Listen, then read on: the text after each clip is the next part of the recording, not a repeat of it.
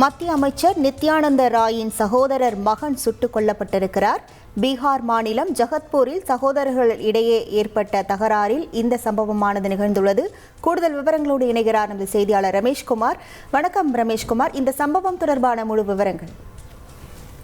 வணக்கம். பீகார் மாநிலம் ஜகத்பூர் கிராமத்தை சேர்ந்த சகோதரர்கள் விக்கல் யாதவ் மற்றும் ஜெய்ஜீத் யாதவ் இவர்களிடையே ஏற்பட்ட வாக்குவாதம் முற்றி அது வன்முறையாக மாறியதில் இருவரும் ஒருவர் மீது ஒருவர் துப்பாக்கி சூடு நடத்தியிருக்கின்றனர். இந்த துப்பாக்கி சூட்டில் விக்கல் யாதவ் சம்பவ இடத்திலேயே உயிரிழந்திருக்கிறார்.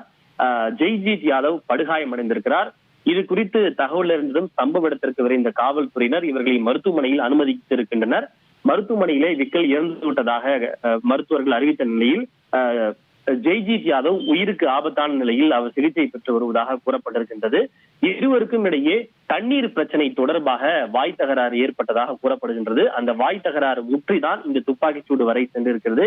இரண்டு பேரும் மத்திய உள்துறை இணையமைச்சராக இருக்கக்கூடிய நித்யானந்த ராயின் சகோதரரின் மகன் என்று தகவல் வெளியாகி இருக்கின்றது. இது ஒரு ஹை ப்ரொஃபைல் கேஸ் என்பதால் காவல்துறையினர் அதிக முன்னுரிமை கொடுத்து இந்த வழக்கை விசாரித்து வருகின்றனர். உயிரிழந்த விக்கல் யாதவனுடைய உடற்கூறு ஆய்விற்காக அனுப்பப்பட்டுள்ளது. இந்த சம்பவத்தால் அந்த பகுதியில் ஒரு பதற்றமும் பரபரப்பும் ஏற்பட்டிருப்பதை தொடர்ந்து அங்கு காவல்துறையினர் அதிக அளவில் பாதுகாப்புக்காக குவிக்கப்பட்டுள்ளனர். உங்கள் முழு விவரங்களுக்கு நன்றி ரமேஷ்குமார்.